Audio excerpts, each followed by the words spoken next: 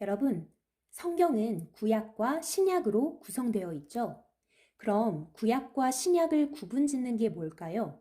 바로 예수님의 등장, 즉 메시아 출현입니다. 예수님이 나타나기 전인 구약은 4천년의 역사를 담고 있습니다. 그럼 이 구약의 핵심은 뭘까요? 구약의 모든 예언은 바로 이 한때를 가리키고 있습니다.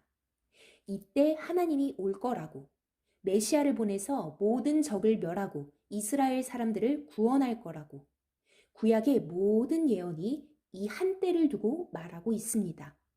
즉, 구약의 핵심은 메시아가 온다, 이것입니다.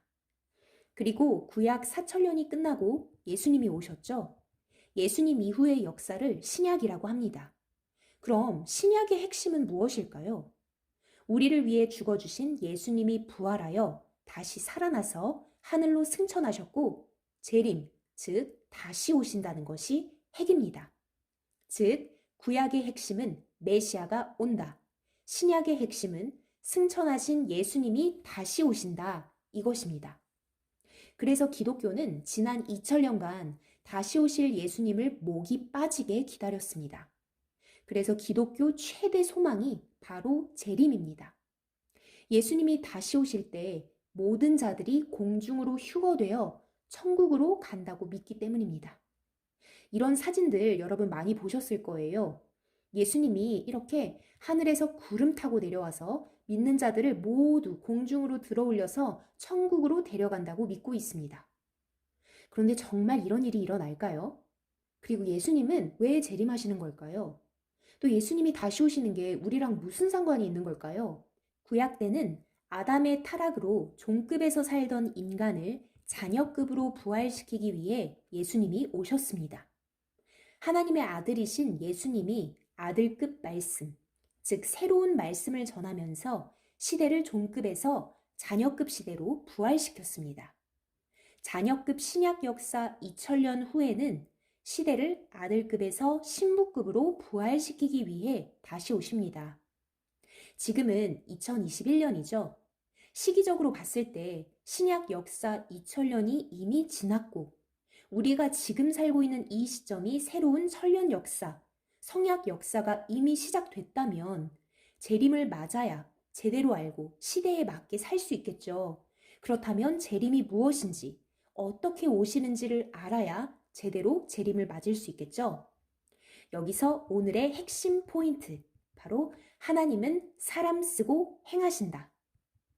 하나님은 전능하신 신이고 영체이기 때문에 사람의 눈에 보이지도 않고 말도 통할 수 없습니다.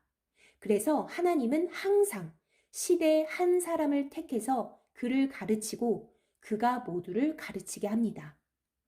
성경 역사 6천년간 단 한 번도 하나님이 직접 눈에 보이게 나타난 적이 없습니다. 구약 때도 노아, 아브라함, 요셉, 모세, 다윗, 다니엘, 이사야 등 항상 그때마다 합당한 사람을 세워서 그 사람을 쓰고 말씀하시고 역사했습니다. 그러다가 구약 4천년이 지나고 예수님을 보내서 새로운 말씀, 자녀급의 말씀을 전하면서 종급에서 살던 인류를 자녀급으로 한 차원 끌어올렸습니다. 그리고 신약 역사 2000년이 지나면 자녀급에서 신부급으로 부활시키기 위해 예수님이 다시 오신다고 했는데요. 여기서 오늘의 두 번째 포인트.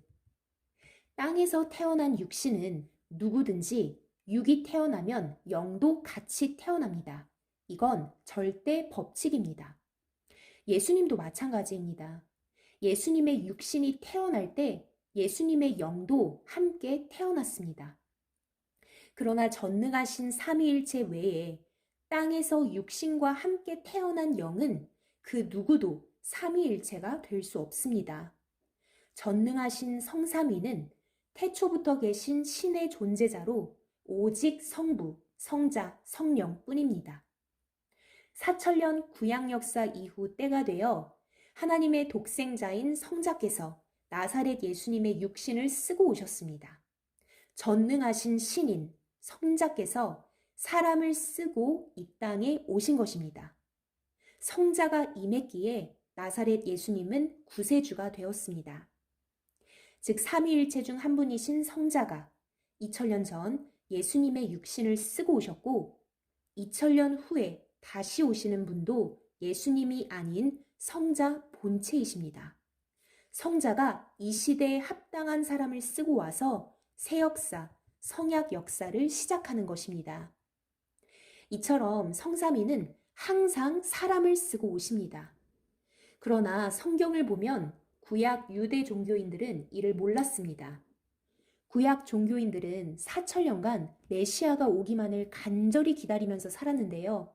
하나님이 눈에 보이게 하늘에서 직접 내려올 거라고 믿었습니다. 하지만 하나님은 직접 오지 않았습니다.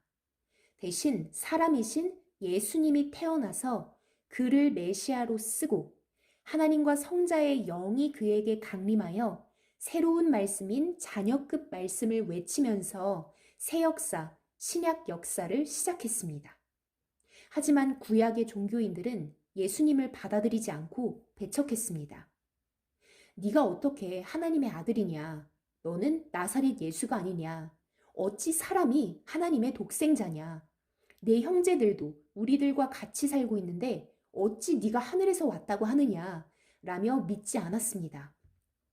하나님이 직접 눈에 보이게 올 거라고 생각했던 유대인들은 사람이신 예수님을 쓰고 하나님과 성자가 오신 것을 인식하지 못하고 결국 예수님을 죽이고 말았습니다. 안타깝게도 역사는 동시성이라고 했습니다. 하나님이 직접 올 거라고 철석같이 믿고 기다리던 유대인들이 예수님을 받아들이지 않고 결국 십자가에 못 박아 죽인 것처럼 지금 이 시대 기독교인들도 하늘로 승천하신 예수님이 그대로 다시 하늘에서 올 거라고 믿고 있습니다. 예수님이 하늘에서 구름 타고 다시 오시기를 기다리고 있습니다. 초림 때 삼위일체 성자가 사람이신 예수님을 쓰고 온 것처럼 재림도 성자가 이 시대에 합당한 사람을 쓰고 다시 오십니다. 초림 때는 성자께서 아들로 오셔서 인류를 종급에서 아들급으로 부활시켰듯이 재림 때는 성자가 신랑으로 오셔서 인류를 자녀급에서 신부급으로 부활시킵니다. 그래서 재림하신 성자가 육신으로 쓰는 자, 즉 보낸 자를 통해 새로운 말씀, 신부 말씀을 주십니다. 그 말씀을 듣고 믿고 행하면 육도, 영도, 신부로 변화됩니다. 그리고 이것이 곧 창조의 목적입니다. 하나님은 인간을 사랑의 상대체로 창조했습니다. 신랑 신부급, 최고 높은 단계의 사랑을 목적하고 인간을 창조하셨고 이 창조 목적을 비로소 이루기 위해 성자께서 재림하시는 것입니다.